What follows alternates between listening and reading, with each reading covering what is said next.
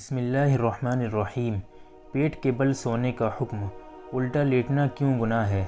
پیٹ کے بل الٹا لیٹنے سے احادیث مبارکہ میں ممانعت آئی ہے، اور ان احادیث میں رسول اللہ صلی اللہ علیہ وسلم نے ممانعت کی وجوہات بھی بتا دیں کہ جہنمی اس طرح لیٹیں گے، نیز یہ اللہ کو ناپسند ہے اور شیطان کے سونے کا طریقہ ہے، نیز اس طرح الٹا سونا اپنی ظاہری شکل میں بھی قبیح اور برا ہے، جس کی تفصیل آگے آ رہی ہے، اور طبی لحاظ سے صحت کے لیے نقصان دہ ہے۔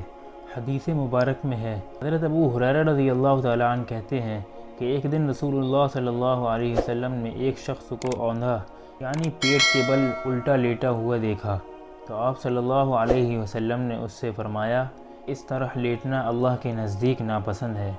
ایک اور حدیث مبارک میں ہے، حضرت ابو ذر رضی اللہ تعالیٰ عنہ کہتے ہیں کہ ایک دن رسول اللہ صلی اللہ علیہ وسلم میرے پاس سے گزرے جبکہ میں اپنے پیٹ کے بل یعنی اوندھا لیٹا ہوا تھا۔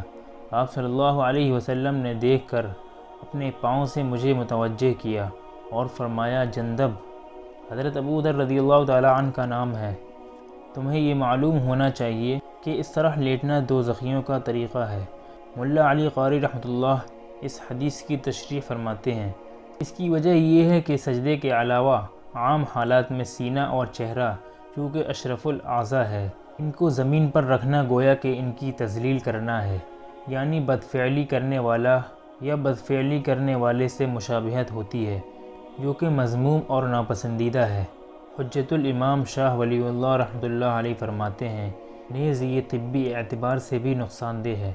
اس میں دیگر نقصان کے علاوہ ایک یہ بھی ہے کہ اس سے آنتوں میں گانٹھ پڑ جاتی ہے۔ نیز یہ طبی اعتبار سے بھی نقصان دہ ہے۔ اس میں دیگر نقصان کے علاوہ ایک یہ بھی ہے کہ اس سے آنتوں میں گانٹھ پڑ جاتی ہے اور آنتوں اور پیٹ کے نظام کو نقصان پہنچاتا ہے، لہٰذا پیٹ کے بل الٹا لیٹنا نہیں چاہیے۔ اگر آپ کو ہماری یہ ویڈیو پسند آئی ہو تو اسے لائک کریں، شیئر کریں اور ہمارے چینل کو سبسکرائب کریں۔ السلام علیکم ورحمۃ اللہ وبرکاتہ۔